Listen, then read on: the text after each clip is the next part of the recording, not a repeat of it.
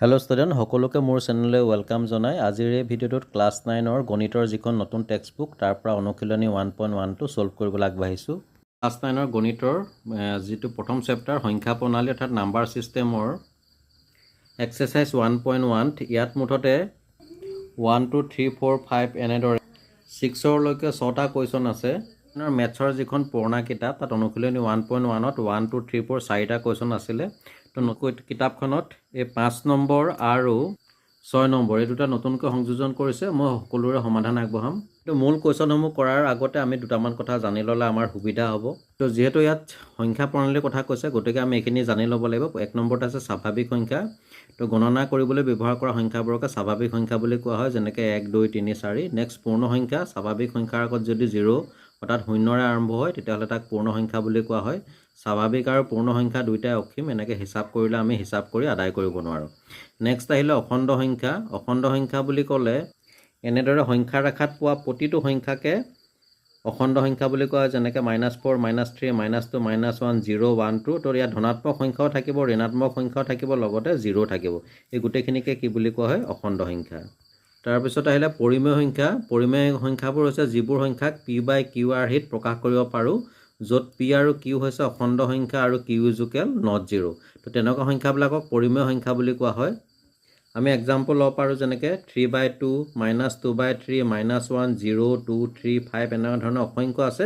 এই প্ৰতিবোৰে একোটা পৰিমেয় সংখ্যা। ইয়াত তোমালোকে 0ৰ তলত এটা 1 এটা হৰ আছে বুলি ধৰিব লাগিব। 2ৰ তলত 1 এটা আছে, 3ৰ তলত 1 এটা আছে। তো প্ৰত্যেককে যিহেতু P/QR ত প্ৰকাশ কৰিছোঁ গতিকে এইবোৰ হৈছে পৰিমেয় সংখ্যাৰ উদাহৰণ। নেক্সট আহিলে অপৰিমেয় সংখ্যা। ইয়াৰ পৰিমেয় সংখ্যাৰ উল্টাটো অৰ্থাৎ যিবোৰ সংখ্যাক P/QR ত প্ৰকাশ কৰিব নোৱাৰি সেইবিলাককে অপৰিমেয় সংখ্যা বুলি কোৱা হয়, যেনে √2 √3 √15 পাই এনেধৰণৰ অসংখ্য আছে। এইবিলাক হৈছে অপৰিমেয় সংখ্যা। তো ইয়াৰ পাছত আমি মূল প্ৰশ্নলৈ আগবাঢ়োঁ। তো ইয়াত 1 নম্বৰ কুৱেশ্যনটো দিছে, শূন্যটো পৰিমেয় সংখ্যা হয়নে? ইয়াক P/QR ত অৰ্থাৎ PQ অখণ্ড সংখ্যা Q = (0) প্ৰকাশ কৰিব পাৰিনে? আমি পৰিমেয় সংখ্যাৰ বিষয়ে কওঁতে তোমালোকক দেখাইছিলোঁ এক্সাম্পলত। গতিকে শূন্যটো এটা পৰিমেয় সংখ্যা হয়। ইয়াৰ কাৰণটো তোমালোকে চোৱাচোন, এইটো শূন্য, শূন্যৰ তলত যদি 1 এটা হৰ থাকে, 1 শূন্যক হৰণ কৰিলে শূন্যই পাম। আকৌ শূন্যক যদি 2ৰে হৰণ কৰোঁ শূন্যই পাম। এনেধৰণে যিকোনো সংখ্যা বঢ়োৱালেও হৰত যদি যিকোনো সংখ্যা বঢ়াই দিওঁ, অৰ্থাৎ এইটো P আৰু এইটো Q ধৰোঁ, তো Qৰ যিকোনো মান বঢ়ালেও আমি শূন্যটো শূন্যই পাম। গতিকে 0টো এটা পৰিমেয় সংখ্যা হয়। সেইখিনিকে লিখিব লাগিব। তো ইয়াৰ উত্তৰটো লিখিব পাৰোঁ, শূন্যটা এটা পৰিমেয় সংখ্যা হয়, কিয়নো শূন্যক P/Q আকাৰত প্ৰকাশ কৰিব পাৰি। এক্সাম্পল এনেধৰণে দেখাই দিলে হ'ল।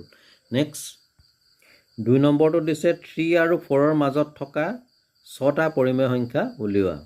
ইয়াত আমাক 3 আৰু 4ৰ মাজত থকা যিকোনো 6টা পৰিমেয় সংখ্যা লিখিবলৈ দিছে। প্ৰথমতে আমি 3 আৰু 4ক P/QR ত প্ৰকাশ কৰি ল'ম। তো এনেধৰণে আমি 3ক P/QR ত প্ৰকাশ কৰিব পাৰোঁ। 3/1 লিখিব পাৰোঁ, কাৰণ ইয়াৰ তলত হৰ 1 এটা থাকে, কাৰণ 1এ 3ক হৰণ কৰিলে আমি 3টো পুনৰ ঘূৰাই পাম। ঠিক 4টো আমি লিখিব পাৰোঁ 4/1। ইয়াক এনেধৰণে P/QR ত প্ৰকাশ কৰি ল'লোঁ। এতিয়া আমি কি কৰিব লাগিব? 3/1 আৰু 4/1ক যিকোনো ডাঙৰ সংখ্যাৰে পূৰণ কৰি দিব লাগিব। ইয়াত যিহেতু 6টা পৰিমেয় সংখ্যা কৈছে গতিকে ইয়াতকৈ এটা বেছি ল'ব লাগিব। 7ৰে পূৰণ কৰি দিব পাৰোঁ, বা 7তকৈ যিকোনো ডাঙৰ সংখ্যাৰে কিন্তু পূৰণ কৰিব লাগিব। 6টা ক'লে কিন্তু যদি 5টা কয় 6টাৰে, বা 6টা যদি কয় 7টা, মুঠতে যিমানটো কয় তাতকৈ এটা বেছি সংখ্যাৰে পূৰণ কৰিবই লাগিব। তো আমি 10ৰে পূৰণ কৰি দিওঁ উভয়কে। তো 10 সংখ্যাটোৰে কি কৰিলোঁ? 3/1ৰ হৰ লব উভয়কে পূৰণ কৰিব লাগিব। তো 10 সংখ্যাটোৰে আমাৰ ইয়াত 3/1 4/1ৰ হৰ লব উভয়কে পূৰণ কৰিব লাগিব। এতিয়া আমি 10ৰে 3ক পূৰণ কৰিলোঁ, 10 3 × 30, 10 × 10। একেদৰে 10এ 4ক পূৰণ কৰি পালোঁ, 10 4 × 40, 10 × 10। এতিয়া ইয়াৰ মাজৰ পৰা যিকোনো 6টা পৰিমেয় সংখ্যা লিখিব পাৰোঁ। 30ৰ পাছত আৰম্ভ হ'ব 31 আৰু 40ৰ আগৰলৈকে আমি 39 পাম। তো 31ৰ পৰা 39লৈকে যিকোনো আমি 6টা পৰিমেয় সংখ্যা লিখি দিলে হ'ব। গতিকে আমি ইয়াত লিখিলোঁ 3 আৰু 4ৰ মাজত থকা 6টা পৰিমেয় সংখ্যা কি লিখোঁ? 31/10, 32/10, 33/10, 34/10, 35/10, 36/10। মুঠতে 31ৰ পৰা আমি 39লৈকে লিখিব পাৰিম। 40টো ধৰিব নোৱাৰিম আৰু 30টো ধৰিব নোৱাৰিম। আমাক 6টাৰ কথা কৈছিল, ইয়াত পাই গ'লোঁ আমি 1 2 3 4 5 6টা। তো এইটো হৈছে 2 নম্বৰ কুৱেশ্যনটোৰ এনচাৰ। এবাৰ আমাক 3 নম্বৰ কুৱেশ্যনটোত কি দিছে? 3/5 আৰু 4/5ৰ মাজত থকা 5টা পৰিমেয় সংখ্যা উলিওৱা। এই প্ৰশ্নটো 2 নম্বৰ প্ৰশ্নৰ লগত একে। ইয়াত P/Qটো দিয়া নাছিলে, ইয়াত কিন্তু P/Qটো দি দিছে প্ৰত্যেকতে। তো আমি আগৰ ধৰণে সমাধান কৰিব পাৰিম। তো ইয়াতো আমি আগৰ ধৰণে লিখি ল'লোঁ 3/5 4/5। এতিয়া আমি ইয়াৰ লগত 5টা কৈছে তো 5টাতকৈ এটা বেছি 6টা বা 10ৰে পূৰণ কৰি দিম উভয়কে তো 3/5 আৰু 4/5 প্ৰত্যেককে 10ৰে পূৰণ কৰিলোঁ 10 3 গুণ 30 হ'ব এইটো 10 5 গুণ 50 আৰু এফালে হ'ল 10 4 গুণ 40 10 5 গুণ 50 এতিয়া আমাক 3/5 আৰু 4/5ৰ মাজত 5টা পৰিমেয় সংখ্যা লিখিবলৈ দিছে তো 31ৰ পৰা আমি লাষ্ট 39লৈকে লিখি দিব পাৰিম আৰু তলত হৰটো 50 থাকিবই লাগিব গতিকে আমি লিখি দিব পাৰোঁ যে 3/5 আৰু 4/5ৰ মাজত থকা 5টা পৰিমেয় সংখ্যা হ'ল 31/50 32/50 33/50 34/50 35/50 আমাক 5টা উলিয়াবলৈ দিছিলে তো 5টা আমি এনেধৰণে নিৰ্ণয় কৰি দেখুৱালোঁ কোৱেশ্চন নম্বৰ 4টোত দিছে তলৰ উক্তিসমূহ সঁচা নে মিছা লিখা উত্তৰসমূহৰ সমৰ্থনত যুক্তি উল্লেখ কৰা তো ইয়াত আমাক কিছুমান উক্তি দিয়া আছে উক্তিখিনি সঁচা নে মিছা আমি যুক্তি সহকাৰে তাৰ উত্তৰটো লিখিব লাগিব 1 নম্বৰটো দিছে প্ৰতিটো স্বাভাৱিক সংখ্যা এটা পূৰ্ণ সংখ্যা এই উক্তিটো সঁচা হ'ব কাৰণ মই তোমালোকক দেখাইছিলোঁ যে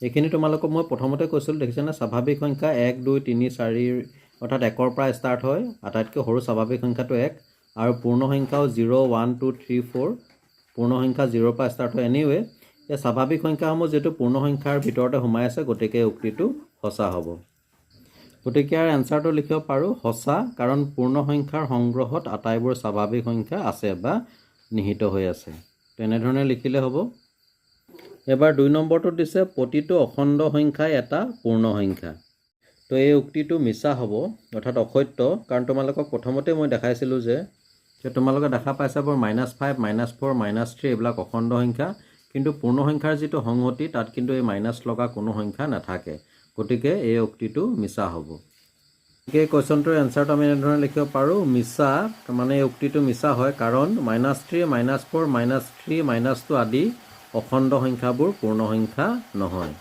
কোৱেশ্চন নম্বৰ 3টো দিছে প্ৰতিটো পৰিমেয় সংখ্যা এটা পূৰ্ণ সংখ্যা এই উক্তিটো যদি তোমালোকে ভালকৈ চোৱা এই উক্তিটো মিছা হ'ব কাৰণ তোমালোকে মন কৰাচোন এইবিলাক একোটা পৰিমেয় সংখ্যা হয় মই প্ৰথমতে দেখাই দিছিলোঁ কিন্তু এই পৰিমেয় সংখ্যাবোৰ বিশেষকৈ 3/2 -2/3 -1 এই সংখ্যাবোৰ পূৰ্ণ সংখ্যাৰ সংহতিত নাই গতিকে আমি আৰু উত্তৰটো লিখিব পাৰোঁ মিছা কাৰণ -3/7 -5/2 -3 আদি পৰিমেয় সংখ্যাবোৰ পূৰ্ণ সংখ্যা নহয় তো এনেধৰণে লিখিলে হ'ব নেক্সট কোৱেশ্চন নম্বৰ 5 আৰু 6ত কিছুমান MCQ টাইপৰ প্ৰশ্ন দিছে 5 নম্বৰ দিছে প্ৰতিটো স্বাভাৱিক সংখ্যাই এতিয়া প্ৰতিটো স্বাভাৱিক সংখ্যা এটা পূৰ্ণ সংখ্যা হয় তোমালোকক মই প্ৰথমতে দেখাইছিলোঁ প্ৰতিটো স্বাভাৱিক সংখ্যা এটা অখণ্ড সংখ্যাও হয় মই দেখাইছিলোঁ তোমালোকক প্ৰতিটো স্বাভাৱিক সংখ্যা এটা পৰিমেয় সংখ্যাও হ'ব আৰু প্ৰতিটো স্বাভাৱিক সংখ্যা এটা বাস্তৱ সংখ্যাও হ'ব গতিকে ইয়াত আমাক যেটা অপশ্যন দি দিছে অপশ্যনসমূহ যদি ভালকৈ চাওঁ ইয়াত শুদ্ধ অপশ্যনটো হ'ব অপশ্যন ডি 1 2 3 4 আটাইকেইটা অৰ্থাৎ প্ৰতিটো স্বাভাৱিক সংখ্যা এই গোটেইকেইটাৰ ভিতৰতে অন্তৰ্ভুক্ত 6 নম্বৰটো দিছে প্ৰতিটো পৰিমেয় সংখ্যা 1 নম্বৰ দিছে এটা স্বাভাৱিক সংখ্যা এইটো কেতিয়াও নহয় আমি পাইছিলোঁ বিটো দিছে এটা পূৰ্ণ সংখ্যা পৰিমেয় সংখ্যা পূৰ্ণ সংখ্যা নহয় মই অলপ আগতে দেখাইছিলোঁ তোমালোকক প্ৰতিটো পৰিমেয় সংখ্যা এটা অখণ্ড সংখ্যা এটোও নহয় কিন্তু প্ৰতিটো পৰিমেয় সংখ্যা এটা বাস্তৱ সংখ্যা হ'ব গতিকে ইয়াত শুদ্ধ অপশ্যনটো হ'ব অপশ্যন ডি বাস্তৱ সংখ্যা কিন্তু তোমালোকক বাস্তৱ সংখ্যা মানে কি দেখাব বিচাৰিছোঁ ইয়াত তোমালোকে দেখা পাইছা সকলো পৰিমেয় আৰু অপৰিমেয় সংখ্যা একলগ হৈ বাস্তৱ সংখ্যাৰ সংগ্ৰহটো গঠন কৰে তো ডিয়াৰ ষ্টুডেণ্ট এই আছিল ক্লাছ 10ৰ নতুন গণিত কিতাপখনৰ এক্সাৰচাইজ 1.1ৰ প্ৰশ্নসমূহৰ সম্পূৰ্ণ সমাধান আগবঢ়ালোঁ তো ভিডিঅ'টো ভাল লাগিলে লাইক এটা কৰি শ্বেয়াৰ কৰি দিবা ইয়াৰ নেক্সট ভিডিঅ'মত গণিতৰ অন্যান্য চেপ্টাৰসমূহ আলোচনা কৰিম তো চাই থাকিবা RB লাৰ্ণ কাম এণ্টাৰটেইনমেণ্ট আন এটা ভিডিঅ'ত পুনৰ লগ পাম আজিলৈ আহোঁ ধন্যবাদ